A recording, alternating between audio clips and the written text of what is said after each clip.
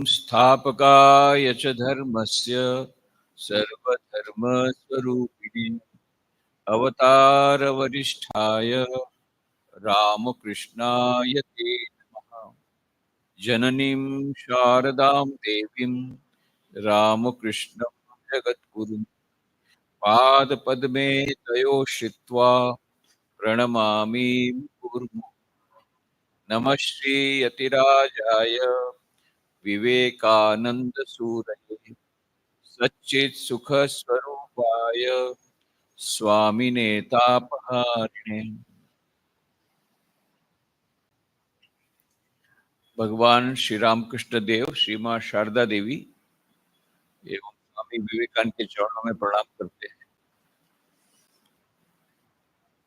आप सभी यहाँ पर ये ट्रस्ट के सभी मेंबर्स, प्रेसिडेंट, सेक्रेटरी और मेंबर्स, और अभी जो आप लोग सब आए हैं भक्त लोग,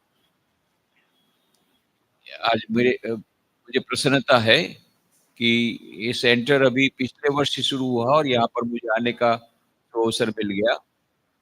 सबसे पहले मैं हार्दिक बधाई देना चाहता हूँ, कॉन्ग्रेचुलेशन देना चाहता हूँ सेंटर को। इतनी अच्छी जगह मिल गई, मेन रोड से इतनी नजदीक, तो जो लोग थाने के आसपास रहते हैं उन लोग के लिए बड़ा ब्लेसिंग हो गया। 14 साल का वनवास हो गया आपका पूरा, रामचंद्र जी के समान। और अभी जगह फिर अयोध्या मिल गया आपको, वहाँ राम मंदिर भी बन गया अयोध्या में, आपका भी ये यहाँ पर ये बन गया। बहुत अच्छा है, वेरी नाइस। तो इसको भी और आगे बढ़ाइए, अच्छा रहेगा।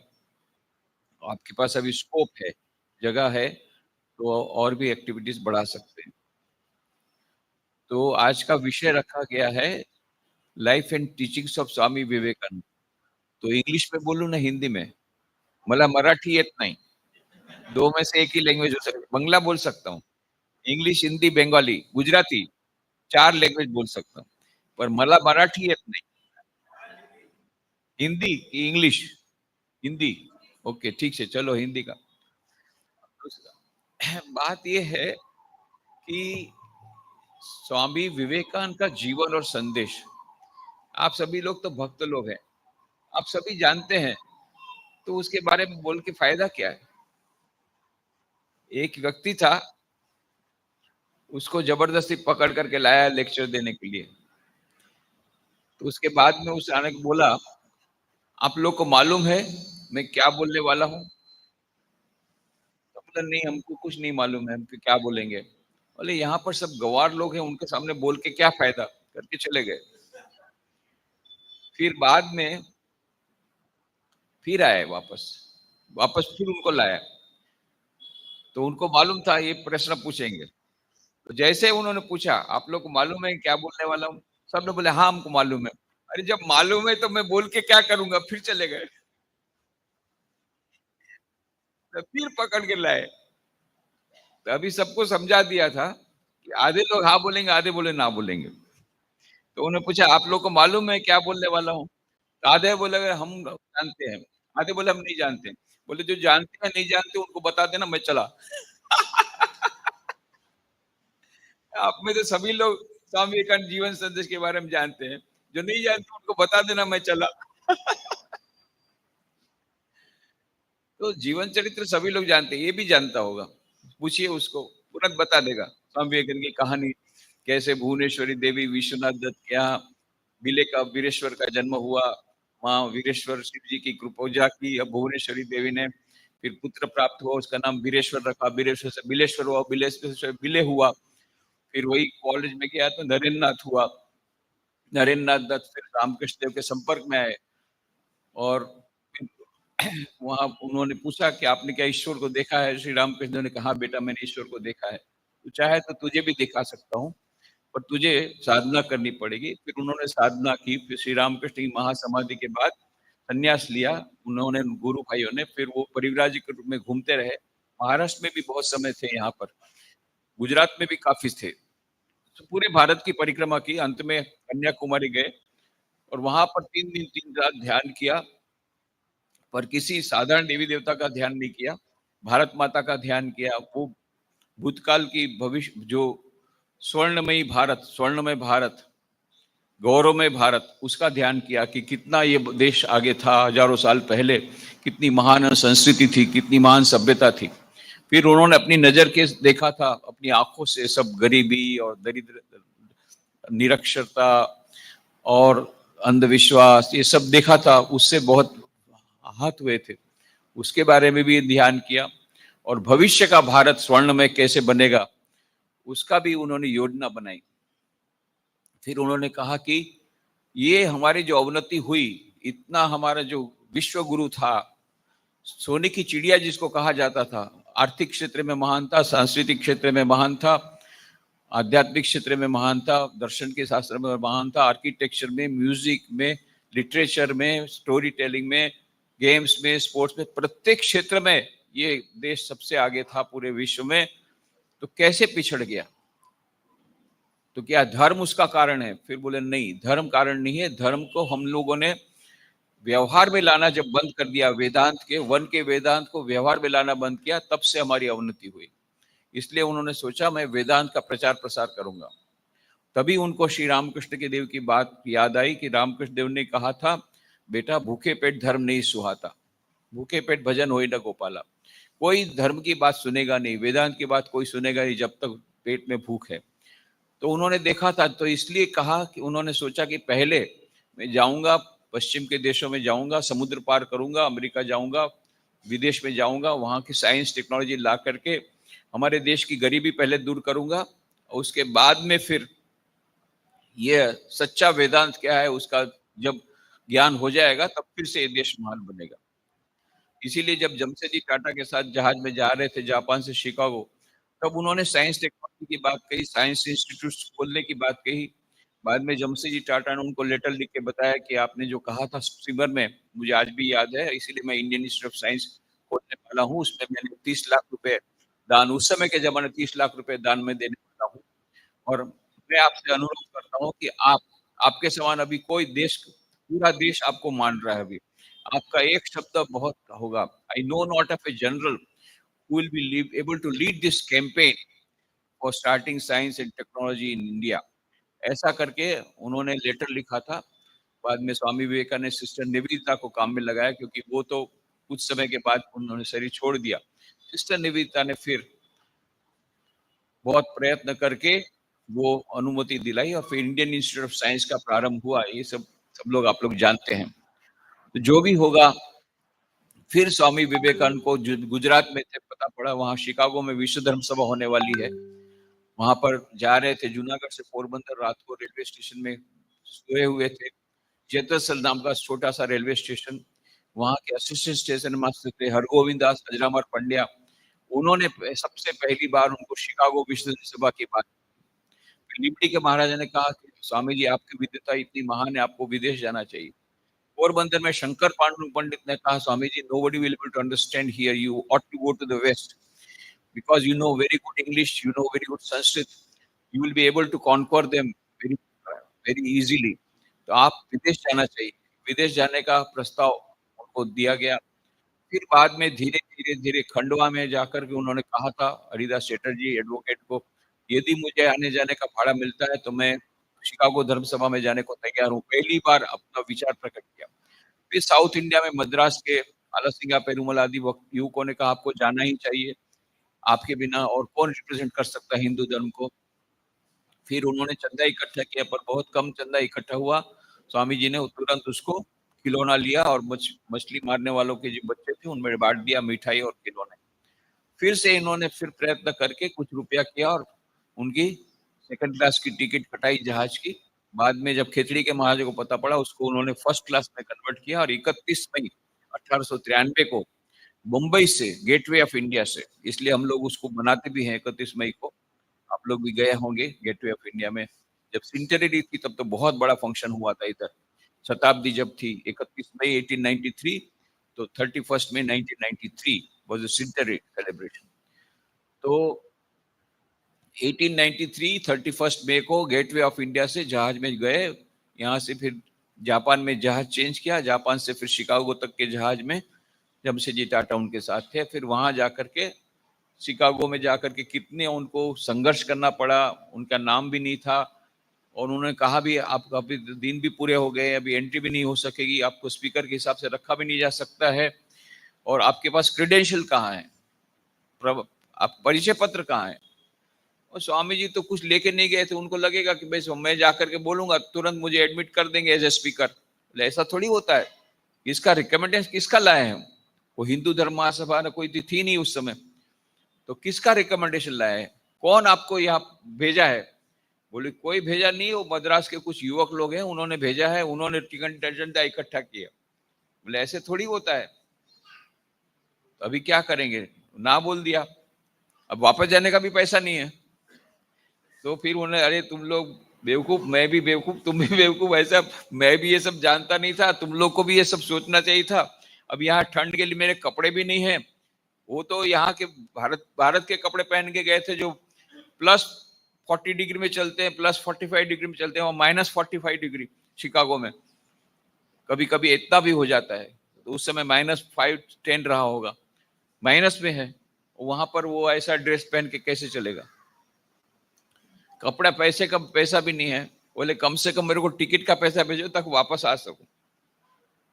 और फिर होटल में तो पैसा सब खत्म होने आ गया शिकागो में, और वो तो सन्यासी थे, सब लोगों ने पूरा लाभ उठाया, उसका जितना रुपया सब ऐंठ लिया। अब बड़ी बड़ी होटल में रहे, उनको पता नहीं था कि यहाँ दूसरी होटल भी रहती। फिर उनको, जब वो शिकागो से जो वैनकूवर में जहाज आया था, वैनकूवर से शिकागो ट्रेन में आ रहे थे, तब मिसेस सैनबरो, उन्होंने, ये जो थे वो उनके साथ मुलाकात होती, बुढ़िया थी वो। तो उन्होंने कहा था कि स्वामी जी आप मेरे घर आइए, मैं आपके अतिथि, आप मेरे अतिथि के रूप में रहिए कभी। वो इम्प्रेस हो गई थी उनके ड्रेस से और बातचीत से। महास्वामी जी को याद आया, तुरंत लंबा टेलीग्राम दिया कि I want to come, you offered me, now I want to come. क्योंकि उन्होंने सुना था, बॉस्टन एरिया में थी वो, तो बॉस्टन एरिया में उस समय वो, वहां पर सब स्कॉलर लोग रहते थे, और शिकागो कमर्शियल प्लेस था, उसी समय कमर्शियल था, अभी तो वो बहुत ज्यादा कमर्शियल हो गया। तो इसलिए वहां पर एरिया, बोले वहां उन्होंने सुना था होटल का चार्ज कम रहता है, और स्टैंडर्ड ऑफ लिविंग भी उतना ज्यादा नहीं है, मतलब खर्चा कम होगा। ये सोच के बॉस्टन तरफ जाएंगे, तो बॉस्टन में कहाँ रहेंगे? तो वो लेडी ने तो दिया था निमंत्रण, इसलिए फिर गए वहां पर। मेटकॉफ नाम की जगह है बॉस्टन के पास, गांव में।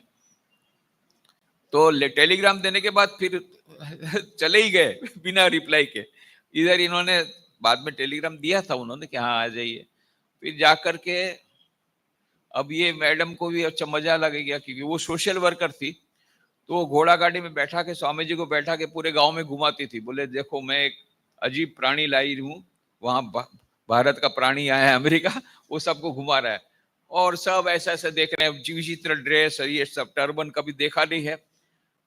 वो लोग मजा ले रहे हैं, स्वामी जी को सब सहन करना पड़ा, क्योंकि फ्री लॉजिंग बोर्डिंग मिल रहा है, क्या करें, अभी पैसा है नहीं तो फ्री लॉजिंग बोर्डिंग मिल रहा है। ऐसा करके फिर बाद में वहां पर, ये कैसे ठाकुर जी कैसे कैसे काम करते हैं, इनकी योजना, दिव्य योजना। फिर वहां पर उनकी मुलाकात हुई प्रोफेसर जॉन हेनरी राइट, जो हार्वर्ड यूनिवर्सिटी के प्रोफेसर थे, ग्रीक के। तो उनके साथ, उनके वो पड़ोस में रहते थे, ऐसे मेटकॉप में पड़ोस में नहीं रहते थे, पर वहां पर समर में क्या होता था, वहां समर होता है सितंबर में, तो समर सीजन में समुद्र के किनारे सब जाते हैं। तो समुद्र के किनारे जो उनका मकान था, उसके पास में ही मकान था ये प्रोफेसर जॉन हेनरी राइट। तो जॉन हेनरी राइट से मुलाकात हुई। जॉन हेनरी राइट जब उनसे बात की, इतने इंप्रेस हो गए, अरे इतना महान, इतने महान विद्वान। तो उन्होंने फिर स्वामी जी को, Swami you are to go to the, you ought to go to parliament of world religion, world's parliament religion, you must participate। Swami ji, अरे भैया मैं उसी के लिए आया था, और उन्होंने कहा कि आपके पास क्रेडेंशियल कहाँ है, परिचय पत्र कहाँ है? तब प्रोफेसर जॉन हेनरी राइट ने कहा, Swami to ask credentials from you is like asking the sun as to what right it is to shine on the earth. Swami ji आपके पास परिचय पत्र मांगना इतना ही बेहुदा है जैसा कि सूर्य को कोई पूछे कि तुझे चमकने का क्या अधिकार है। अरे सूर्य चमकेगा ही, उसका काम ही चमकने का, उसको पूछने की जरूरत नहीं, परिचय की कोई जरूरत नहीं सूर्य को, आप भी स्वयं प्रकाशमान है। Who is asking you credential? Anyway I will write introduction letter. फिर उन्होंने, उनके फ्रेंड थे चेयरमैन वर्ल्ड पार्लियामेंट रिलीजन के, उनको लिखा, here is a man who is more learned than all our professors put together। बोले मैं एक ऐसे आदमी को भेज रहा हूं आपके पास जो हमारे जितने प्रोफेसर अमेरिका में उनकी विद्वता से भी ज्यादा विद्वान है। इन सबका विद्वता मिलकर के इतना नहीं होगा जितना वो विद्वान है। ये जब पत्र लेकर के फिर वहां से 11 सितंबर को इनॉग्रेट होने लगा था, 9 सितंबर को पहुंचे शिकागो, वहां से बॉस्टन से ट्रेन में पहुंचे, 9 तारीख को रात को पहुंच गए। अब रात हो गई थी, थोड़ा अंधेरा हो गया था और अननोन एरिया था। वो ऐसा एरिया था वो स्टेशन का जिसमें लोग जर्मन ज्यादा जानते थे, इंग्लिश नहीं जानते थे। स्वामी जी जर्मन नहीं जानते थे, फ्रेंच सीख गए थे, फ्रेंच पोरबंदर में सीखे थे, इंग्लिश तो पहले से जानते थे, जर्मन नहीं जानते थे। यहाँ वो इंग्लिश में पूछते तो कोई रिप्लाई नहीं दे रहा था। इसी बीच जब वो साथ में थे, उनके बाजू में एक आदमी था, वो मर्चेंट था, वो बिजनेसमैन था, तो उसने कहा कि भाई मुझे ये पार्लियामेंट रीजन का एड्रेस है, यहाँ पर मुझे जाना है। बोले हाँ मैं आपको दिखा दूंगा। तो एड्रेस उसने अपने पॉकेट में रख लिया और जैसे उतरने के बाद वो कहाँ गायब हो गया और पता ही नहीं पड़ा स्वामी जी को। अब एड्रेस भी गया, पार्लियामेंट रीजन का एड्रेस ही नहीं है, तो अब क्या करेंगे? तो सबको पूछ रहे हैं पार्लियामेंट रिलीजन, पार्लियामेंट कौन समझेगा? वहां रेलवे स्टेशन पोर्टर को पूछा, वो भी नहीं है। ऐसा करते करते रात हो गई, अभी ठंड बहुत लग रही है। तब एक बॉक्स कार मालगाड़ी का डिब्बा जैसा रहता है, वो बॉक्स कार में कोई पहले की किताबों में ऐसा लिखा है कि वो एक कार्टून बॉक्स के अंदर में थे, ऐसा नहीं है एकदम से। बॉक्स कार, वो बॉक्स कार का बॉक्स कर दिया। बॉक्स कार वो मालगाड़ी का डिब्बा जैसा पड़ा था वहां यार्ड में, उसके अंदर घुस गए ताकि उसको थोड़ा ठंड कम लगे, क्योंकि कपड़े तो थे नहीं इतने ज्यादा, ऊनी कपड़े। दूसरे दिन सुबह फिर उनको पानी की गंध आई, क्योंकि अब बंगाल के थे, पानी तो उनको गंध आएगी। तो वो मिशिगन लेक था, वो मिशिगन लेक की तरफ निकल चले कि वहां पर कुछ मिलेगा। और Michigan lake is the very posh area. वहां पर जाते थे जिसके पास, अब ये विचित्र ड्रेस देख करके बटलर ही दरवाजा ठोक देता था उसके घर पे, जाओ भागो ऐसे, वो समझता कोई बेगर है। भिखारी को हम लोग भगा देते, भगो भगो यहाँ से, ऐसे भगा देते थे। ऐसा करते करते भूखे हैं, खाने को नहीं है, ठंड, पूरी रात ऐसे ठंड में बिताया और इस प्रकार से सब जगह पर उनको ये दे रहा है, तो वो एकदम थक गए।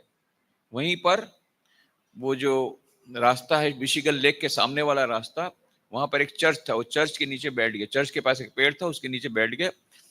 ठीक है प्रभु, आपकी यही इच्छा है कि मैं यहाँ ठंड से और भूख से मर जाऊं, तुम्हारी इच्छा पूर्ण हो भगवान, बस भले, तुमको इसी में मजा है ना, मेरे को दुख दे करके तुमको आनंद है, तो ठीक है तुम आनंद में रहो। ऐसा करके प्रार्थना करके बैठ गए। जैसे ही बैठे, सामने से खिड़की खुली, मिसेस हेल, वो उन्होंने देखा कि एक ऐसा अजनबी बैठा है, तो तुरंत क्रॉस करके आई, पूछा are you delegate to the parliament religion? क्योंकि क्वियर ड्रेस वाले सब वही हो सकते हैं, बाहर से आए विदेश। बोले यस। फिर उन्होंने बताया कि इस प्रकार से मैं, एड्रेस मेरे पास था, वो कोई ले गया है, I don't know the address. बोले आई नो, मेरे को मालूम है पार्लियामेंट रीजन का एड्रेस, मुझे मालूम, मैं आपको पहुंचा दूंगी, पर पहले मेरे घर में आइए, आप थके हुए हैं, आप स्नान कीजिए। सब दिया, खाना दिया उनको, ये करके फिर बाद में उनको पार्लियामेंट रीजन में पहुंचा दिया। फिर पार्लियामेंट रीजन के वो अतिथि हो गए। तो उनका लेटर, जब प्रोफेसर जॉन हेनरी राइट का लेटर हो तब तो उनको एडमिट करना ही पड़ा स्पीकर के हिसाब से। बाद में वो उनको मिस्टर मिसेस लियोन, जो कि उसी पार्लियामेंट रीजन के एरिया में ही थे, वहां रहते थे, वो बहुत बड़े मिलियनर थे, उनके यहाँ उनको रखा, रहने के दिया। सोचिए 9 तारीख को रात को जिन्होंने बॉक्स कार में रात बिताई, जिनको दुनिया में कोई नहीं जानता था, भारत में भी कोई नहीं जानता था। भारत में कभी कभी उनको रोटी नहीं मिलती थी, भिक्षा नहीं मिलती थी, कभी कभी 3 दिन 4 दिन बिना खाए रहे हैं। ऐसे अननोन साधु, और 11 तारीख को उन्होंने देखा इतने 7,000 लोग बैठे हैं, इतनी बड़ी गैलरिया है, बहुत सारी गैलरिया है। गैलरीज में सब बैठे हैं, नीचे बैठे हैं, चारों ओर और सभी हाईली कल्चर्ड एजुकेटेड, ये सब उनका इतने हाईली, और इधर स्टेज पर सैकड़ों विश्व गुरु, सारे संसार से आए हुए सभी विश्व गुरु, बौद्ध धर्म के, क्रिश्चियन धर्म के, ये सब बैठे। And he was the youngest perhaps, 30 साल की उनकी उम्र। 1863 में जन्म हुआ, 1893 में parliamentary, only 30 years old boy is sitting here. देख करके घबरा गए। अब वो तो कोई स्पीच भी तैयारी करके भी नहीं लाए थे। तो प्रोफेसर जॉन हेनरी बैरोज जो चेयरमैन थे, ना स्वामी विवेकानंद बोले आप बोलिए, तो उन्होंने कहा नॉट नाउ। हिम्मत ही नहीं हो रही थी। इसके बाद में फिर बोले स्वामी जी ना ना नॉट नाउ। ऐसा करते करते आफ्टरनून सेशन आ गया। बोले स्वामी जी अभी ये लास्ट सेशन है, अभी बोलना हो तो बोलिए, नहीं तो आपका टर्न जाएगा अभी।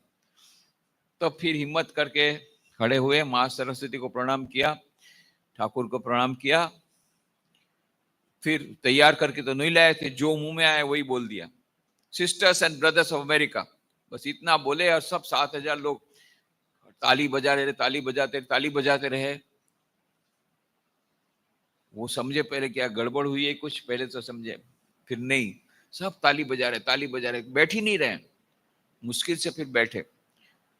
2 मिनट, हमको लगता है 2 मिनट ताली बजाए। मैं बोला नहीं, ये तो विश्वास मुझे नहीं हो रहा है। फिर ओरिजिनल पार्लियामेंट वर्ल्ड रिलीजन की किताब है, जो चेयर उसने हेनरी बैरोज ने, जिसने लिखी है खुद ने, वो चेयरमैन थे, उन्होंने, उनके अंडर में ही पब्लिश हुई है। इंडियन बुक नहीं, वर्ल्ड पार्लियामेंट की 2 बड़ी बड़ी वॉल्यूम है, अद्वैत आश्रम में है, मायावती में, वहां देखा। उसमें लिखा है, when Swami Vivekananda rose to speak, there was deafening applause from the public, a standing ovation to the speaker, and the applause lasted for a few minutes, 2 minute नहीं, for a few minutes, ऐसा लिखा है उस किताब में, तो not only 2 minutes। फिर हम लोगों ने वहां पर 11 सितंबर को सेंटेनरी, जो वहां पर 125वीं जयंती मनाई राजकोट में, एक यूथ कन्वेंशन किया। फिर मैंने यूथ लोगों को बोला, देखो आज 11 सितंबर 1893 है, 1893,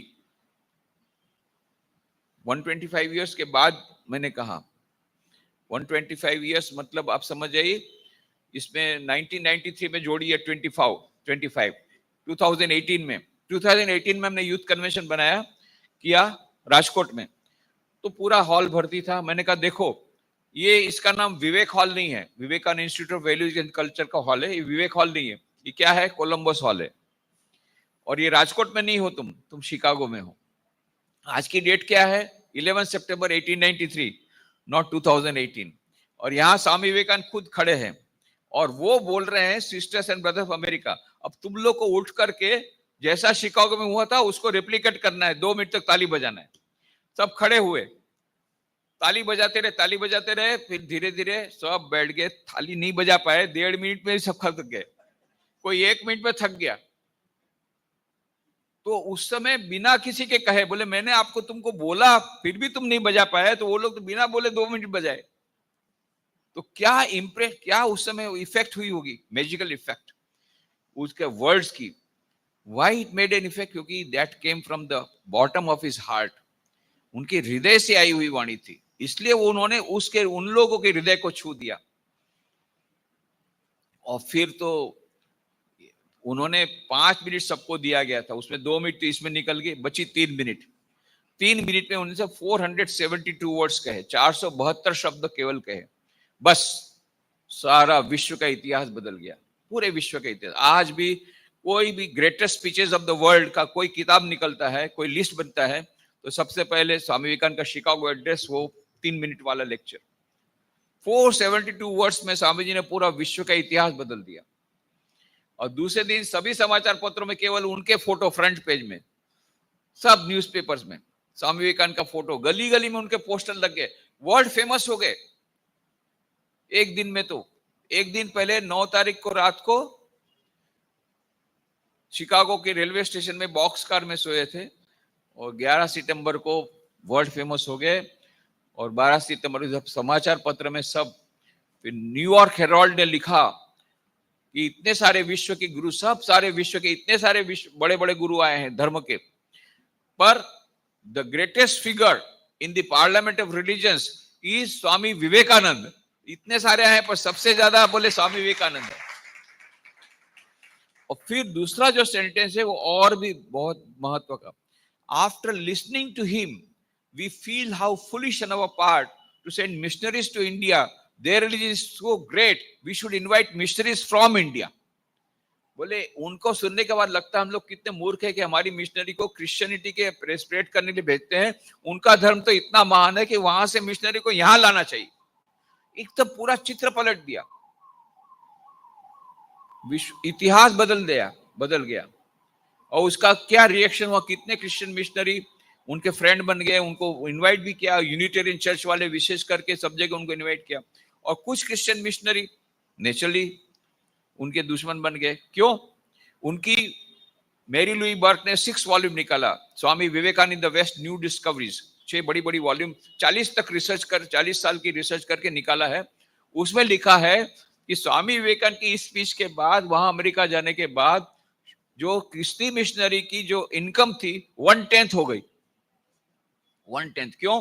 अभी तक सबको बताते रहे भारत में तो धर्म नहीं है, वहां पर तो, अरे वहां पर मालूम है धर्म नाम की कोई वस्तु नहीं है, अंधविश्वास है, केवल अंधविश्वास, इनके पास धर्म नाम की कोई वस्तु नहीं है। Send the Bible there, send the Bible there. बच्चों की किताब में वो कविता उन्होंने छाप दी है, फोटो भी छापे हैं, फोटोग्राफ के साथ कविता छपती थी टेक्स्ट बुक में बच्चों के।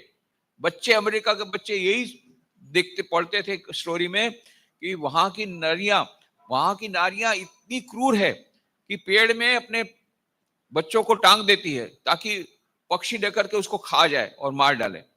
फिर वहां के लोग इतने दुष्ट हैं, इतने क्रूर हैं कि स्त्रियों को जिंदी जला देते हैं। फिर वहां के लोग इतने क्रूर हैं, जिंदा सबको मार डालते हैं। फिर वहां के लोग, बिल्कुल सिविलाइजेशन है ही नहीं वहां पर, कल्चर है ही नहीं। वहां की नारियां अपने नवजात शिशु को नदी में डाल देती है ताकि मगर उसको खा जाए। ऐसी वहां पर नारियां हैं, ऐसा वहां धर्म नाम की कोई वस्तु नहीं है। Send the Bible there, send the Bible there, Bible को वहां भेजना पड़ेगा, उसके लिए हमको पैसा चाहिए। ऐसा करके फंड इकट्ठा करते थे, बहुत फंड आता था। अभी जब न्यूयॉर्क हेराल्ड का, अरे क्रिश्चियन में, अरे उनका धर्म इतना महान है कि हमको वहां से लाना चाहिए, तो पूरा चित्र पलट गया, इनकम 1/10 हो गई। बाद में तो स्वामी जी को कितना सहन करना पड़ा। डिट्रॉइट में तो रियल वॉर हो गया। और डिट्रॉइट में एक बार वो लेक्चर दे रहे थे, एक महिला खड़ी हो गई, Swami you are boasting too much about your religion, is it not true that in your country your mothers throw away their children into the river to be eaten by the crocodiles? Swami ji आप बड़ी बड़ी बात कर रहे हैं अपने धर्म की, क्या ये बात सच नहीं है कि आपके देश की नारियां अपने नवजात शिशु को नदी में डाल देती है ताकि मगर उसको खा जाए? क्या ये बात सच नहीं है? स्वामी जी तो हाजिर जवाबी थे। Yes, madam, that is very true. You know, I too was thrown like that by my mother. But you know, I was so fat, crocodile could not eat me. And so I am here to speak before you. Madam आपकी बात सच है, मुझे भी मेरी माँ ने फेंक दिया था ताकि मगर मुझे खा जाए, पर मैं इतना मोटा था मगर मुझे खा नहीं पाया, इसलिए आज के आपके पास हमने लेक्चर देने में आया हूं। ऐसा करके उनको उत्तर देना पड़ता था सबका। माने कितना झूठ फैलाते थे भारत के बारे में। तो भारत का सच्चा जो गौरवमय इतिहास, गौरवमय संस्कृति, ये सबका वहां पर भारत में प्रचार प्रसार किया। 3.5 वर्षों तक उन्होंने वहां वेदांत का अमृत पिलाया। वहां के लोग बड़े दुखी थे। आज तो हमारे भारत में भी दुखी है सब लोग। आज अमेरिका में जो उस समय स्थिति थी उससे बहुत ज्यादा बदतर है, और अमेरिका में उस समय जो स्थिति थी अभी भारत के युवकों की है। सुसाइड कर रहे हैं, मन में दुखी, मन में कष्ट है, टेंशन है, ये है वो है, सब उस समय वहां पर था। वो अपने आप को पापी समझते थे, दुर्बल समझते थे। तब स्वामी विवेकानंद ने वहां पर शिकागो धर्म सभा में हिंदू धर्म के बारे में जब 15 सितंबर, 11 सितंबर तो केवल 3 मिनट मिला, फिर 15 सितंबर को हिंदू धर्म के बारे में जब बोले तब लंबा लेक्चर था। उसमें फिर उन्होंने श्वेताश्वेतर उपनिषद का श्लोक उनको सुनाया। सब शिकागो में वर्ल्ड पार्लियामेंट रिलीजन में अमेरिकन वासियों को, शृण्वन्तु विश्वे अमृतस्य पुत्राः आये धामानि दिव्यानि तस्तु वेदाहमेतं पुरुषं महांतम आदित्य वर्णम तमस परस्तात् तमेव विदित्वाति मृत्युमेति नान्य पंथा विद्यते नाय। मैंने उस परम पुरुष को देख लिया जिनको देखने के बाद सभी दुखों से निवृत्ति हो जाती है। और फिर उन्होंने कहा, sisters and brothers of America, let me call you by this sweet name. अमेरिकावासी बहनों भाइयों, मैं भी आप लोगों को इसी नाम से बुलाना चाहता हूं। क्या नाम है? अमृतस्य पुत्रा। तुम तो अमृत के संतान हो, शाश्वत सुख के भागीदार हो। तुम भला पापी? वेदांत कभी पाप की बात स्वीकार नहीं करता, वेदांत भूल की बात स्वीकार करता है। और सबसे बड़ी भूल तुम कब करते हो? जब कहते हो मैं पापी हूं, मैं दुर्बल हूं, मैं निर्बल। नहीं नहीं नहीं, तुम कौन हो? तुम तो अजयबर आत्मा हो, तुम अमृत के संतान हो, शाश्वत सुख के भागीदार हो। ये the children of immortal bliss, holy and perfect beings, ye divinities on earth, sinners, it is a sin to call a man so. It is a standing liable on human nature. Come up, O lions, and shake off the delusion that you are sheep. Your souls immortal, spirits free, blessed and eternal. Ye are not matter, ye are not bodies. Matter is a servant, not ye the servant of matter. ओ शेरो, इस मिथ्या भ्रम को झटक करके फेंक दो कि तुम भेड़ हो। तुम भेड़ नहीं हो, तुम शेर हो। तुम अजर अमर आत्मा हो, तुम अमृत की संतान हो। कभी मत सोचना कि मैं दुर्बल हूं, मैं पापी हूं। ये नया नई शक्ति, दिव्यता का भान कराया। अमेरिका में ये वेदांत का अमृत पिलाया। इसलिए 3.5 साल तक स्वामी जी को वहां रुकना पड़ा। फिर 1897 में जब भारत वापस लौटे तो उनका ऐसा ही स्वागत हुआ जैसा कि एक विश्व विजेता का होता है, वर्ल्ड कॉन्करिंग हीरो का होता है। इस प्रकार का स्वागत सब जगह हुआ। सबसे पहले कोलंबो में आए, कोलंबो से रामेश्वर, रामेश्वर से मद्रास, उस समय मद्रास था, अभी चेन्नई, वहां से कलकत्ता, फिर कलकत्ता से होते हुए अंतिम अल्मोड़ा तक गए। और सभी जगह उनके उत्तर में, उस स्वागत के उत्तर में जो उन्होंने प्रवचन दिए, अग्निमय प्रवचन, अत्यंत ओजस्वी प्रवचन, अत्यंत शक्तिवाही विचार, शक्तिदायी प्रवचन, ये सब का संग्रह किया गया, lectures from Colombo to Almora. Bharat में दिए व्याख्यान, इन्हीं लेक्चर्स को सुन करके, इनको पढ़ करके, किताब पढ़ करके, एक लड़का था 9th क्लास में पढ़ता था, कटक की हाई स्कूल में, उसके हाथ में पुस्तक आई और उसने निर्णय ले लिया मैं सारा जीवन बलिदान कर दूंगा भारत माता के लिए। उसका नाम हुआ नेताजी सुभाष चंद्र बोस। ये स्वामी जी के किताब पढ़ करके हुआ। और जितने हमारे देश के महान देशभक्त हुए, महान क्रांतिकारी हुए, सबके प्रेरणा स्रोत स्वामी विवेकानंद की किताबें थी। गांधी जी जब आए थे बेलू मठ 30 जनवरी 1921 को, सबने कहा गांधी जी भाषण दीजिए। गांधी जी कहा मैं भाषण देने नहीं आया, मैं तो महामानव स्वामी विवेकानंद के चरणों में अपनी श्रद्धा देने आया हूं। पर मैं एक ही बात कहूंगा युवकों को, यहाँ जब आया है इस महान स्थल पर, तो खाली हाथ वापस मत लौटना, अपनी यहाँ से कुछ प्रेरणा लेकर के जाना। और फिर कहा स्वामी विवेकानंद की किताबों को पढ़ना। मैंने स्वयं स्वामी विवेकानंद को किताबों को पढ़ा है। उनको पढ़ने के बाद मेरे में जो देशभक्ति थी वो 1000 गुना बढ़ गई। ये किसने कहा? गांधी जी ने कहा। महात्मा गांधी, नेताजी सुभाष चंद्र बोस, डॉक्टर राधाकृष्णन, पंडित जवाहरलाल नेहरू, चक्रवर्ती राजगोपालाचार्य, श्री अरविंद, इन सब के प्रेरणा स्रोत थे जितने क्रांतिकारी। स्वामी विवेकानंद की किताबें, वो lectures of Colombo to Almora, Bharat में दिए व्याख्यान, बहुत ही अद्भुत पुस्तक। ये सब पूरे देश को जगाया। उत्तिष्ठत जागृत प्राप्य वरान निबोधत, arise awake and stop not till the goal is reached. उठो जागो, लक्ष्य प्राप्ति तक रुको मत। सब जगह यही मंत्र दिया उन्होंने, सारे देश को जगाया। 1000 साल की गुलामी की निद्रा में सेवा भारत पहली बार जागा स्वामी विवेकानंद के कहने पर, और एक नई जागृति की लहर आई।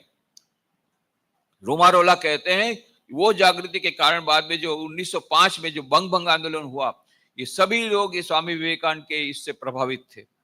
और बंग भंग आंदोलन से फिर नींव रखी गई फ्रीडम स्ट्रगल की। बाद में 1857 का जो था जो आंदोलन, उसको कुचल दिया था ब्रिटिश गवर्नमेंट। 1905 में कितने इंग्लिश सब बड़े बड़े ऑफिसर को गोली से मार दिया, फिर उन लोग को उन्होंने फांसी भी सजा दी, क्रांतिकारियों को। वहां से शुरू हुई जागृति स्वामी विवेकानंद के आने के बाद। और फिर स्वाधीनता जो प्राप्त हुई, इसमें स्वामी विवेकानंद का बहुत बड़ा योगदान है। इसे हम लोग नहीं जानते हैं। अभी रिसर्च हो रही है उसके ऊपर कि उसमें यह भी कहा गया कि अभी रिसर्च करके देखा गया कि इंटेलिजेंस डिपार्टमेंट ने ब्रिटिश गवर्नमेंट को लिखा था कि स्वामी विवेकानंद की किताबों को प्रतिबंधित कर दीजिए, you must proscribe the books of Swami Vivekananda. क्योंकि हम लोग जब जाते हैं क्रांतिकारियों के यहाँ पर, कभी बॉम्ब मिलते कभी नहीं मिलते, पर 2 बॉम्ब सभी जगह मिलते हैं, एक भगवत गीता का किताब और एक स्वामी विवेकानंद की किताब। ये 2 तो बॉम्ब हर एक जगह मिलते हैं। इसलिए स्वामी विवेकानंद की किताब बहुत डेंजरस है, उसको ये बिल्कुल आप उसको प्रोस्क्राइब कर दीजिए, उसको निषिद्ध कर दीजिए। और इसीलिए डॉक्टर राधाकृष्ण कहते हैं, जब हम अपने मित्रों को पत्र लिखते थे उसमें स्वामी विवेकानंद के पत्र उसमें कोट कर देते थे। क्यों? स्वामी विवेकानंद की किताब को लेन देन करना माने ब्रिटिश गवर्नमेंट तुम्हारे पीछे लग जाएगी। इसलिए बोले हम अपने पत्रों में स्वामी विवेकानंद के पत्रों को कोट करते थे, उसका उद्धृत कर देते थे। ऐसा करके उस समय के क्रांतिवादी सभी लोगों को स्वामी विवेकानंद की किताबों से जो प्रेरणा मिली, हमको स्वाधीनता प्राप्त हुई। पर स्वामी विवेकानंद ने जो बात कही थी, उठो जागो लक्ष्य प्राप्ति तो रुको मत, वो हमने सुना नहीं। ये मैंने बंबई में जब 150वीं जयंती थी मां शारदा की, तब ये बात मैंने कही थी। वो ऑडिटोरियम था ना वहां पर जिसमें ये प्रोग्राम हुआ था, है नहीं ना, वो कोई एसएनडीटी यूनिवर्सिटी में हॉल में था।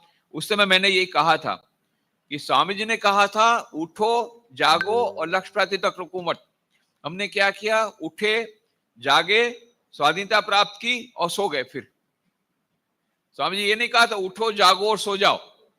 स्वामी जी कहा उठो जागो लक्ष्य प्राप्ति तक रुको मत। और लक्ष्य प्राप्ति केवल स्वाधीनता, राजनीति स्वाधीनता स्वामी जी का लक्ष्य नहीं था। तो क्या लक्ष्य था? मद्रास के उन्होंने भाषण में कहा था, India shall conquer the whole world by spirituality. Up India and conquer the world by your spirituality. Bharat खड़े हो जा, अपनी संस्कृति के द्वारा समस्त विश्व पर विजय प्राप्त कर। और स्वामी जी का मुझे उससे कम नहीं चाहिए, समस्त विश्व पर विजय प्राप्त करना है। कैसे? एटम बम के द्वारा नहीं, आध्यात्मिक संस्कृति पर। क्यों? सारे विश्व को यदि बचाना है तो भारतीय संस्कृति इसका प्रचार प्रसार करना बहुत आवश्यक है। इसीलिए सारे विश्व को बचाने के लिए भारत को विश्व गुरु बनना पड़ेगा। अपने लिए नहीं, विश्व को बचाने के लिए भारत को विश्व गुरु बन करके अपनी भारतीय संस्कृति को वहां देश विदेश में फैलाना पड़ेगा।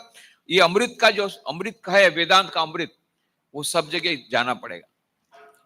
तो वो अभी होना बाकी है।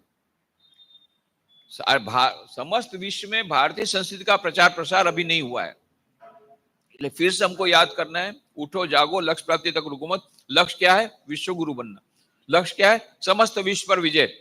कैसे? आध्यात्मिक संस्कृति द्वारा। तो धीरे धीरे अभी हो रहा है। 25 सितंबर को 2014 को हमारे भारत के प्रधानमंत्री यूनाइटेड नेशन जनरल असेंबली में उन्होंने प्रस्ताव रखा कि 21 जून प्रत्येक वर्ष इंटरनेशनल योगा डे के रूप में मनाया जाए। नॉर्मली कोई प्रस्ताव को पास करने में 2-3 साल लगते हैं। 4 महीने के भीतर में प्रस्ताव पास हो गया यूनाइटेड नेशन जनरल असेंबली में। 11 दिसंबर 2014 को यूनाइटेड नेशन जनरल असेंबली में ये प्रस्ताव पास कर दिया कि 21 June will be celebrated as international yoga day. Majority से नहीं हुआ, यूनानिमसली हुआ। 198 देश में से 173 देश हाजिर थे, एक भी देश ने विरोध नहीं किया। नॉट ए सिंगल कंट्री विरोध किया। सब ने कहा नहीं, इंटरनेशनल योगा डे बनाना चाहिए। ये भारत की अब देखिए कितनी स्ट्रेंथ है। भारत के प्रधानमंत्री ने कहा, सबको स्वीकार करना पड़ा। अभी सारे विश्व में लोग न्यूयॉर्क स्क्वायर में योग करते हैं 21 जून को। न्यूयॉर्क स्क्वायर में, जहां पहले क्या क्या होता था, वहां भी योग हो रहा है। पूरा विश्व में परिवर्तन आ रहा है। पूरे विश्व में भारतीय संस्कृति फैल रही है। तो स्वामी विवेकानंद का सपना धीरे धीरे अभी फुलफिल हो रहा है, पर अभी लॉन्ग वे टू गो। तो स्वामी जी ने फिर ये प्रचार प्रसार किया, ये सब लेक्चर दिए।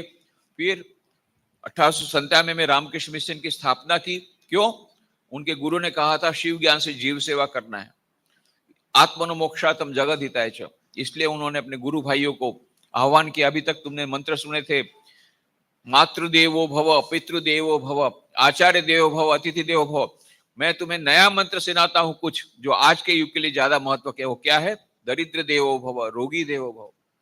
इसलिए रोगी नारायण की सेवा के लिए, दरिद्र नारायण की सेवा के लिए उन्होंने रामकृष्ण मिशन की स्थापना की। फिर 1899 में गए, फिर से विदेश, फिर से प्रचार प्रसार किया। 1901 में वापस आए। 1902 4 जुलाई को ध्यान के पंखों पर सवार होकर के अनंत की यात्रा पे निकल गए। 4 जुलाई 1902, मात्र 39 साल की उम्र में। उनको पूछा भी गया था कि आप इतना जल्दी क्यों, क्योंकि उन्होंने कहा था 2 दिन पहले कि जब मैं चला जाऊंगा तो इस जगह पर अग्नि संस्कार करना। जहां पर अभी स्वामी विवेकानंद का मंदिर है उसके पास में एक बेल का वृक्ष अभी भी है, पहले दूसरा वृक्ष था उसी जगह पर, उसके नीचे उन्होंने कहा था कि यहां करना, गंगा के किनारे। तो किसी ने पूछा आप इतना जल्दी क्यों जाना चाहते हैं? तो बोले I have done enough for next 1500 years. मैंने 1500 साल का काम कर दिया। ये 39 वर्ष की उम्र में 1500 साल का काम किया। अभी 1500 साल तक होमवर्क तुमको दिया, पहले वो पूरा करो। 1500 साल का होमवर्क। अभी तो उनको गए 150 साल भी नहीं हुए। उनकी 150th एनिवर्सरी अभी कहां से कहां। नहीं तो कोई भी व्यक्ति का जब अग्नि संस्कार होता है उसके बाद लोग उसको भूल जाते हैं। यहाँ उल्टा हो रहा है। स्वामी विवेकानंद तो जब 150th एनिवर्सरी बनाई गई तो 5 साल तक मनाई गई। आज तक किसी विश्व गुरु की जो जन्म जयंती 2 साल 1 साल मनाई जाती, 5 साल तक मनाई गई। रुकने का नाम ही ले रही था सेलिब्रेशन। इतने सेलिब्रेशन हुए 5 साल तक, 2010 से 2015। तो ये जो स्वामी जी ने रामकृष्ण मिशन की स्थापना की, अभी रामकृष्ण मठ मिशन के 283 सेंटर है, 283, जिसमें 213 सेंटर भारत में है और बाकी के विदेश में, अमेरिका, बांग्लादेश सब मिल करके कई देशों में है। ये टोटल 283 सेंटर। डिमांड बहुत है। कई जगह बोलते हैं हमारे रामकृष्ण सेंटर चाहिए। इसलिए एक नया एक प्रोजेक्ट लिया गया, रामकृष्ण विवेकानंद भाव प्रचार परिषद, जिसके अंदर में प्राइवेट सेंटर करीब 1200 सेंटर अभी भारत में हैं। वो क्या करते हैं, वो रामकृष्ण मिशन के समान ही काम करते हैं। प्राइवेट ट्रस्ट होते हैं पर वो गृहस्थ भक्त चलाते हैं। क्यों? हमारे यहाँ सन्यासियों की कमी है, इसलिए गृहस्थ भक्तों को हम बोलते हैं आप ही लोग चलाइए। जैसा आपका यह सेंटर अभी भाव प्रचार में आ गया, भाव प्रचार परिषद में आ गया ना, बस ऐसे भाव प्रचार परिषद में 1200 सेंटर है। उसके सिवा हजारों सेंटर है जिसका अभी हमारे साथ योग नहीं हुआ है, परंतु 1200 तो ऐसे हैं जो भाव प्रचार परिषद के माध्यम से हम उनको इनडायरेक्टली कंट्रोल करते हैं। साल में 2 मीटिंग होती है, उसमें एडवाइजरी कमेटी में हमारे सन्यासी लोग जाते हैं, उनको मार्गदर्शन देते हैं। कभी भी हम साथ में हैं। उसके 10 पॉइंट को फॉलो करना पड़ता है, 10 उसकी कंडीशन है, उसी को ये अफिलिएशन मिलता है। उसके सिवा हजारों सेंटर है और ये सेंटर्स के द्वारा कितना सेवा का काम। केवल रामकृष्ण मिशन का ही ले लें तो पिछले साल 1100 करोड़ रुपए का काम हुआ। 14 indoor hospital, 90 outdoor dispensary, 60 mobile dispensary, सबसे 1 करोड़ दर्दी नारायण की सेवा हुई साल में। लाखों विद्यार्थी हजारों शैक्षिक संस्थाओं में पढ़ते हैं। Rural and tribal development project बड़े बड़े हैं। सकवार जैसे कई रूरल ट्राइबल डेवलपमेंट प्रोजेक्ट है, छत्तीसगढ़ में है, झारखंड में है, रांची में है, नारायणपुर में, कितने सारे, आलोंग में है, नॉर्थ ईस्ट में। ये सब सेवा के प्रकल्प, ऐसे 1100 करोड़ रुपए का सेवा का काम लास्ट ईयर हुआ केवल रामकृष्ण मिशन। मैं प्राइवेट सेंटर का भी नहीं बोल रहा हूँ। जो आपका सेंटर है वो private centre, non affiliated centre है। तो डिमांड बहुत है पर सप्लाई कम है, सन्यासी कम है, इसलिए हम लोग एफिलिएशन नहीं कर पाते। फिर भी हर साल 4-5, 5-5 नया सेंटर हम लोग खोल रहे हैं। तो धीरे धीरे धीरे आगे बढ़िए। तो ये जो अभी स्वामी विवेकानंद ने जो काम किया, अभी हम लोग समझ नहीं पा रहे हैं क्या उन्होंने जो दिया है हमको, या जो उन्होंने काम किया है वो हम समझ नहीं पाएंगे। 39 ईयर्स में उन्होंने जो काम किया, उन्होंने खुद ने कहा 1500 साल लगेंगे हमको समझने में, इतना उन्होंने कंट्रीब्यूशन दिया। अभी उनके संदेश के बारे में बोले, टाइम तो बड़ा खत्म हो गया है, 5-10 मिनट में संदेश की बात करें तो उनका संदेश जो है उस complete works of Swami Vivekananda, उसमें सब दिया है। 9 वॉल्यूम से, अभी पहले 8 थे, अभी 9 वॉल्यूम में बड़े बड़े। उसमें उनके प्रवचन, उनके कन्वर्सेशन, उनके पत्र, सब कुछ उसमें है। उनकी कविताएं, सब कुछ उसमें है। 9 volumes of complete works of Swami Vivekananda, कई भाषाओं में, मराठी में भी, हिंदी में है, गुजराती में, सभी जगह भाषा में। ये इसमें आपको पूरा पढ़ेंगे तब आपको पता पड़ेगा स्वामी जी का मैसेज क्या है। अरे बाबा रे बाबा, ये 9 वॉल्यूम कब पढ़ेंगे, कब पता लगेगा क्या मैसेज है। चिंता मत करो, स्वामी विवेकानंद ने हमारा काम सरल कर दिया है।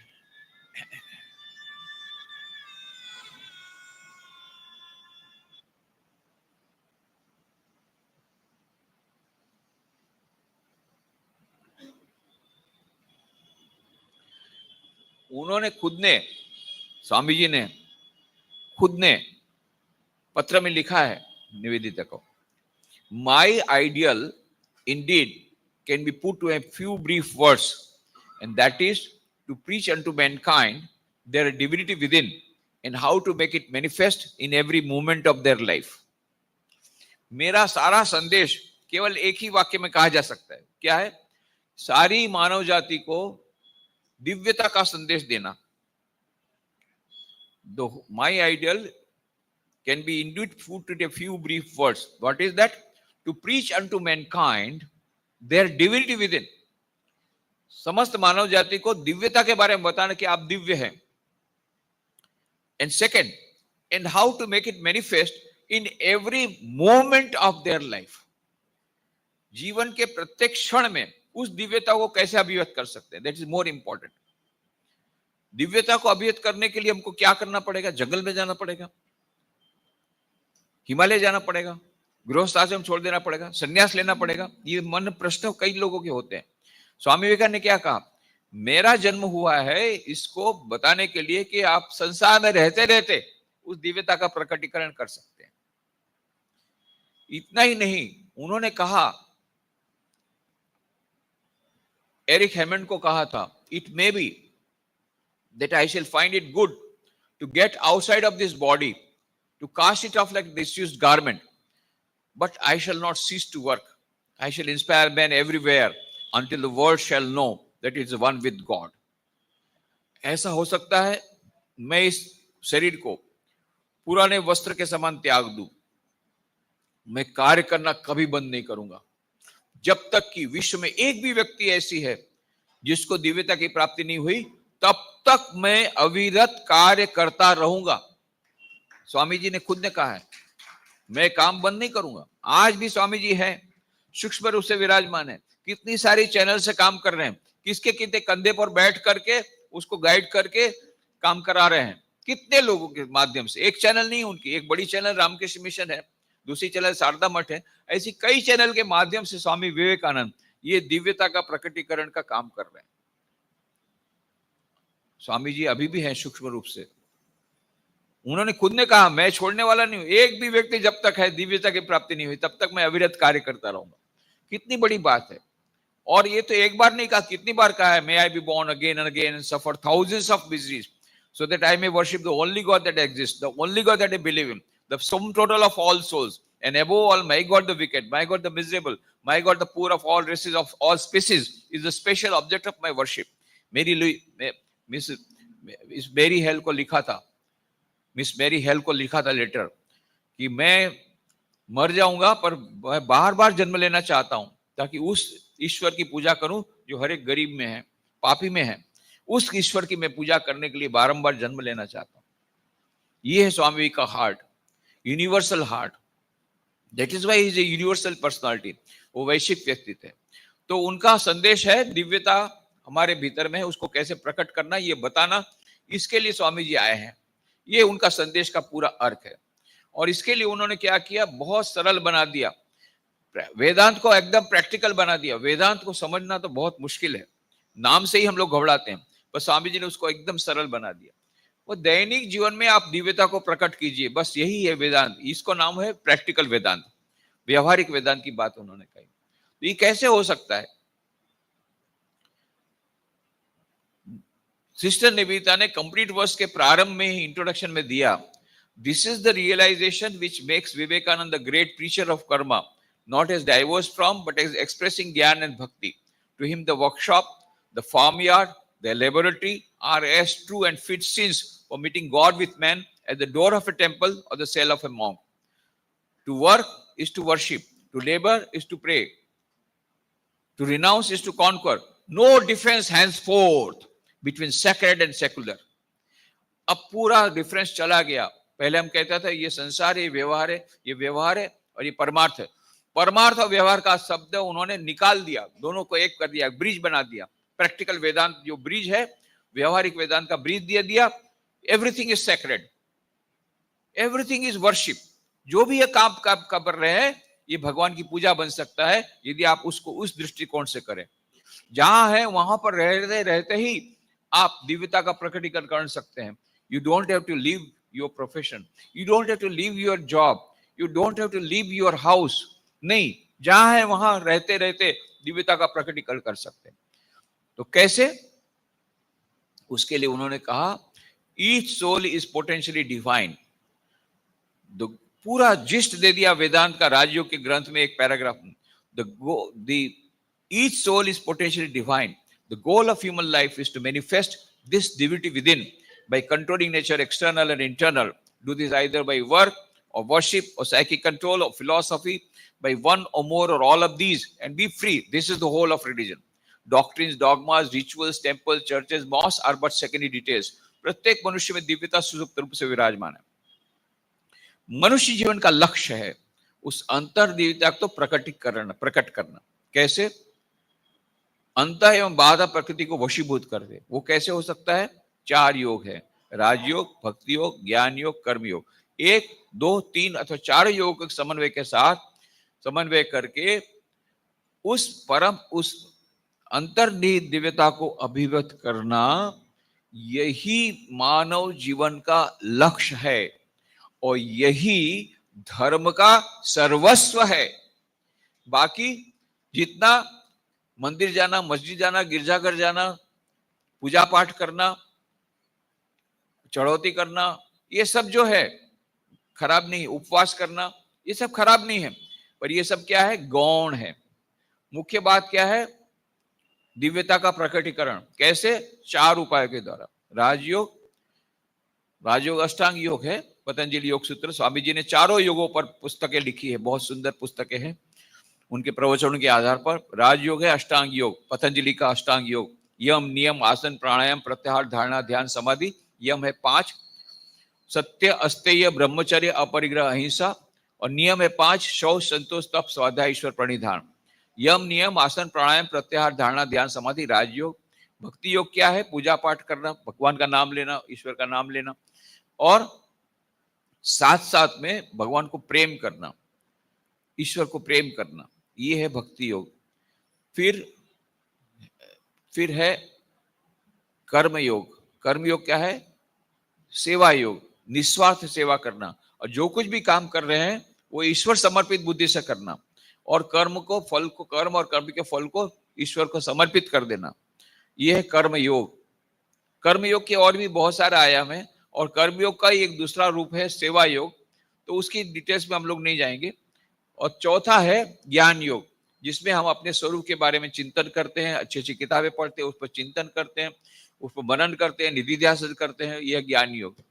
ये 4 योगों के सहारे हम लोग उस दिव्यता को प्राप्त कर सकते हैं। तो स्वामी जी को पूछा कि आप तो कौन सा योग अच्छा है? बोले आपको जो अच्छा लगे आप ले लीजिए, चारों में चारों अच्छे हैं, जिसको जो अच्छा लगे। और बोले आपने कौन सा लिया? बोले मैंने चारों को मिला दिया। चारों को मिलाने से चारों के बेनिफिट मिलते हैं, चारों के जो नुकसान है वो निकल जाता है। चारों में थोड़ा थोड़ा डेंजर है, वो निकल जाता है, और चारों का फायदा हो जाता है। कैसे? कोई मान लो राजयोग करेगा, अब वो शुरू से ही अपना ध्यान लगाना शुरू किया, 5-6 घंटा 8 घंटा सारा दिन ध्यान शुरू कर दिया। फिर बोले अब कुंडलिनी शक्ति ऊपर चढ़ गई, नीचे नहीं उतरी है, फिर आते हमारे पास, फिर पागल खाने में भेजो उसको। तो उसमें यदि सेवा योग डाल दे, थोड़ा सेवा करे सारा दिन, और सुबह शाम जहां ध्यान करे राजयोग के साथ, तो उसका डेंजर निकल जाएगा। केवल सेवा योग कर्म योग करेगा केवल, तो अहंकार आएगा, देखो मैंने कितना काम किया, उसको मैंने इतनी हॉस्पिटल बनाई, मैंने ये रिलीफ कर किया, मैंने ये किया, पर अहंकार आएगा तो फिर दिव्यता प्रकटीकरण नहीं होगा। तो उसमें भक्ति योग मिला दो, भाई मैंने नहीं किया, भगवान ने मुझसे करवाया है, मैं तो निमित्त मात्र हूँ, निमित्त मात्र भवसाचिव, तो उससे उसका जहर निकल जाएगा। केवल भक्ति योग तो फिर सेंटिमेंटल नॉनसेंस हो जाता है, बहुत इमोशनल बन जाते हैं भक्त लोग। फिर श्री रामकृष्ण देव कहते हैं भक्त हो भी बोका हो भी क्या नो। बोले भक्त बनो, बेवकूफ बनो माँ, हम अपने बेवकूफ बनो न बनो। क्यों?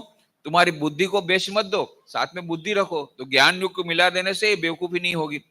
केवल ज्ञान योग शुष्क हो जाता है।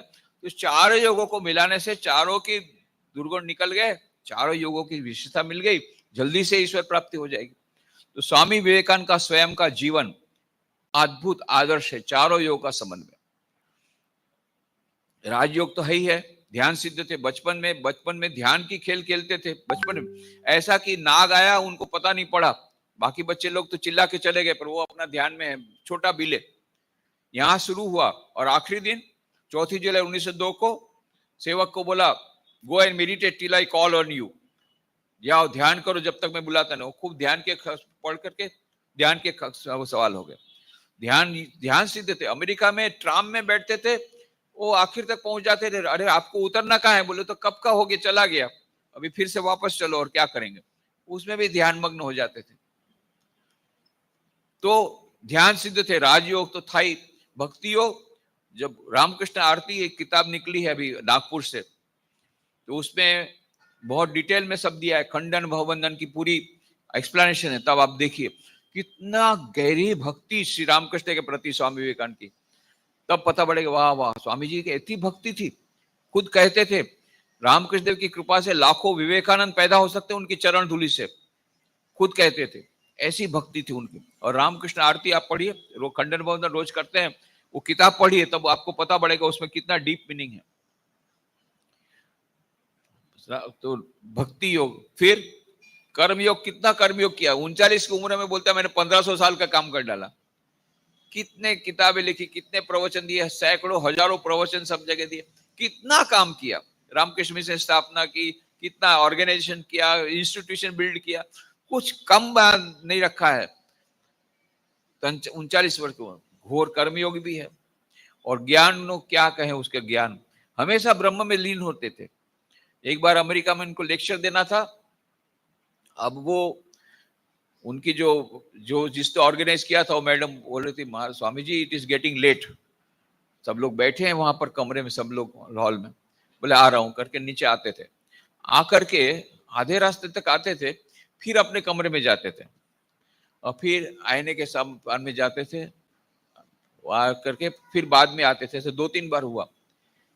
उसको भी बड़ा मन में हंसी आया कि स्वामी जी को अभी ये इतना बंठन के जाने की क्या जरूरत है, इतना कि अपने आप को देख रहे हैं, फिर से आईने में देख रहे हैं, फिर जा रहे हैं।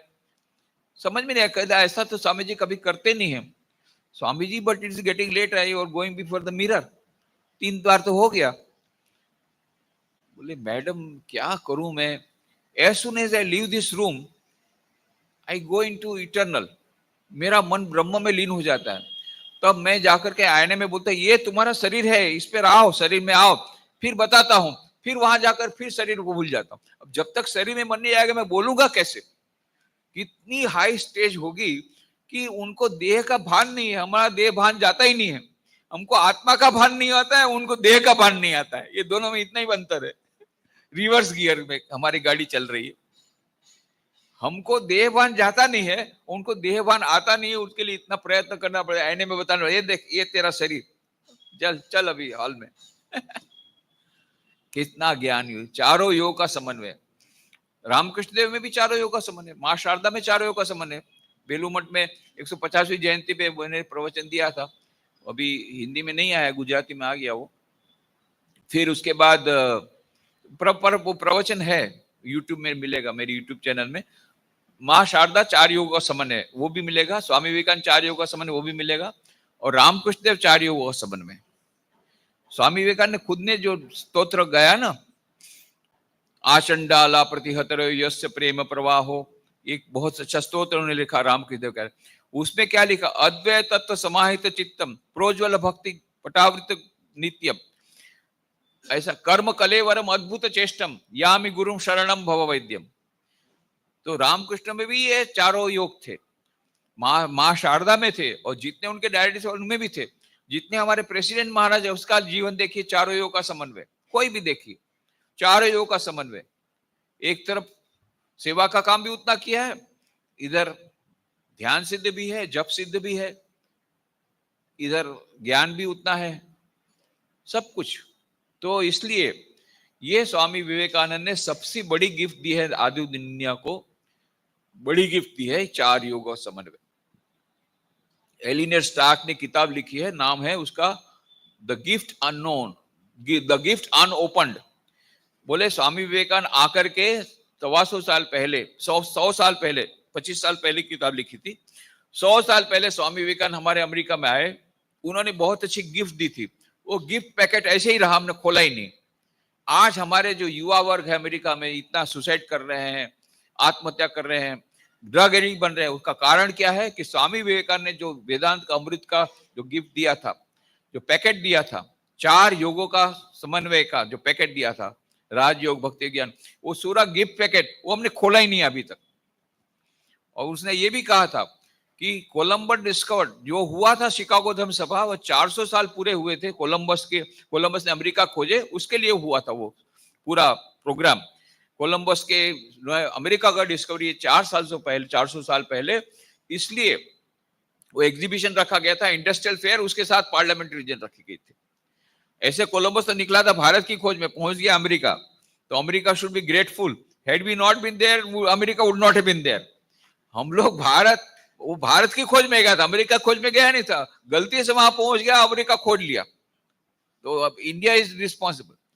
तो जो भी होगा, तो एलिनेर स्टार्क ने क्या लिखा, Columbus discovered the soil of America, but Vivekananda discovered the soul of America.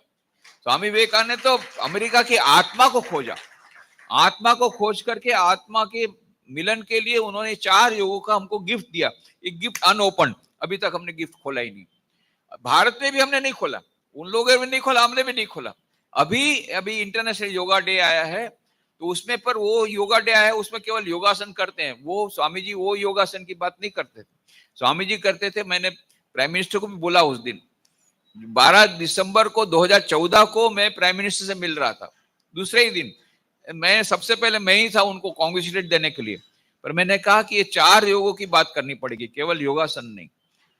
ये भी कहा था उन्होंने, बाद में ट्वीट किया था कि 4 योग होना चाहिए, केवल योगासन नहीं। अभी तक ज्यादातर लोग इंटरनेशनल योगा डे में केवल योगासन का व्यवस्था करते हैं।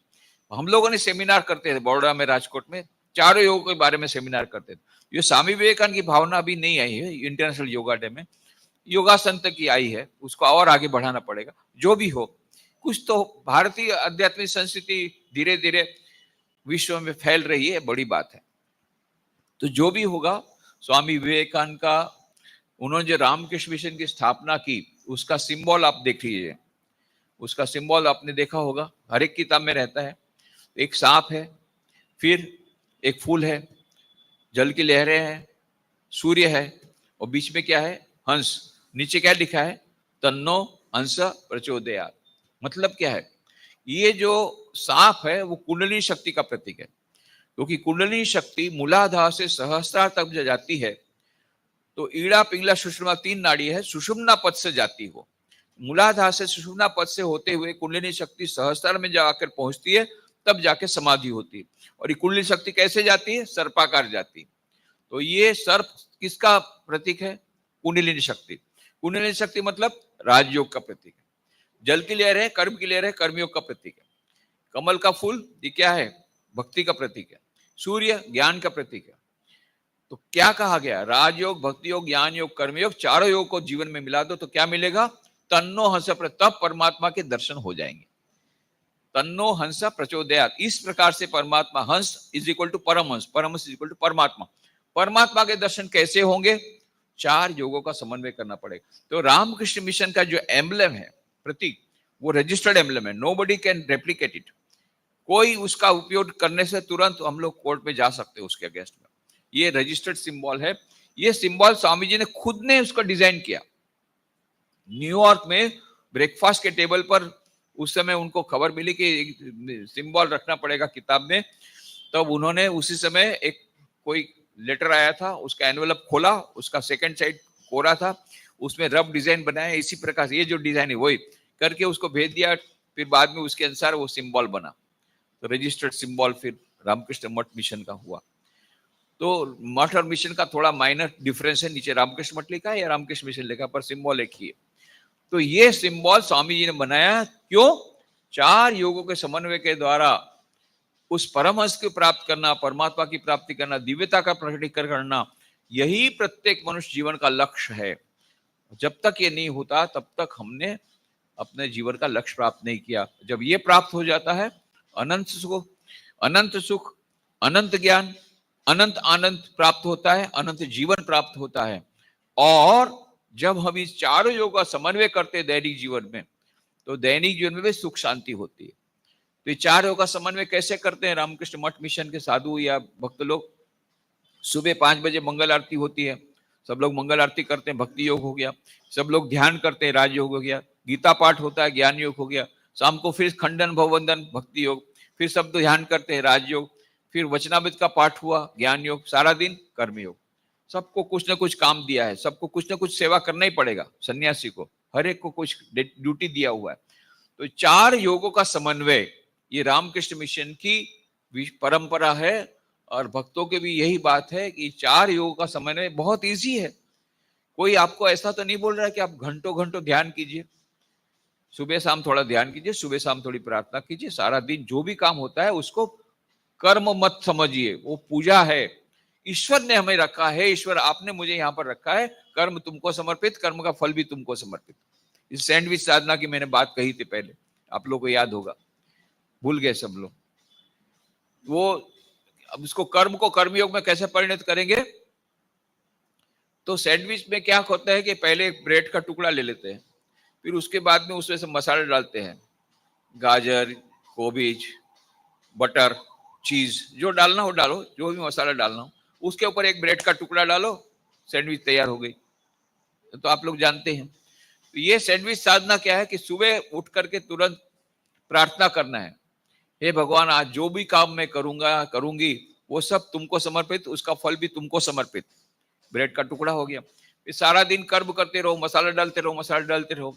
रात को सोते समय फिर से, हे भगवान, आज सारे दिन में जो भी काम किए, अच्छे बुरे जो भी किए, अब कल से ज्यादा अच्छा करूंगा, जो भी काम किए वो कर्म और उसका फल ये तुमको समर्पित। ब्रेड का दूसरा टुकड़ा हो गया, सैंडविच तैयार। ये बड़ी सैंडविच है। फिर छोटी सैंडविच भी कर सकते हैं, स्कूल जाते समय, ऑफिस जाते समय, हे भगवान, ऑफिस में, स्कूल में, कॉलेज में जो भी काम करूंगा मैं, ये वो तुमको समर्पित, उसका फल तुमको समर्पित। वहां से आने के बाद जो भी काम किया तुमको समर्पित। छोटी छोटी सैंडविच भी बना सकते हैं। ये सैंडविच साधना के द्वारा कर्म को कर्मयोग में परिणत करो। रोज सुबह शाम थोड़ा ध्यान करो, रोज सुबह शाम थोड़ी प्रार्थना करो, मंत्र जाप करो, और कुछ किताबें पढ़ो। किताबें नहीं पढ़ो तो वीडियो लेक्चर सुनो, जिससे कि ज्ञान प्राप्त हो। तो ज्ञान योग, भक्ति योग, राजयोग और कर्म योग, चारों योग का समन्वय होने से दिव्यता का प्रकटीकरण होगा, अनंत सुख, अनंत ज्ञान, अनंत आनंद प्राप्त होगा, और दैनिक जीवन में भी सुख शांति मिलेगी। तो भगवान श्री रामकृष्ण देव, माँ शारदा देवी, स्वामी विवेकानंद चरणों में प्रार्थना करते हैं, उनके आशीर्वाद हम सब पर बरसे और हमको इस प्रकार की शक्ति प्रदान करें, ताकि स्वामी विवेकानंद ने यह जो हमारे सामने लक्ष्य रखा है, चारों योग का समन्वय, वो अपने जीवन में करके हम दैनिक जीवन में शांति प्राप्त कर सके, और शाश्वत सुख शांति प्राप्त करके मनुष्य जीवन का उद्देश्य प्राप्त करके अपना मानव जीवन धन्य कर सके।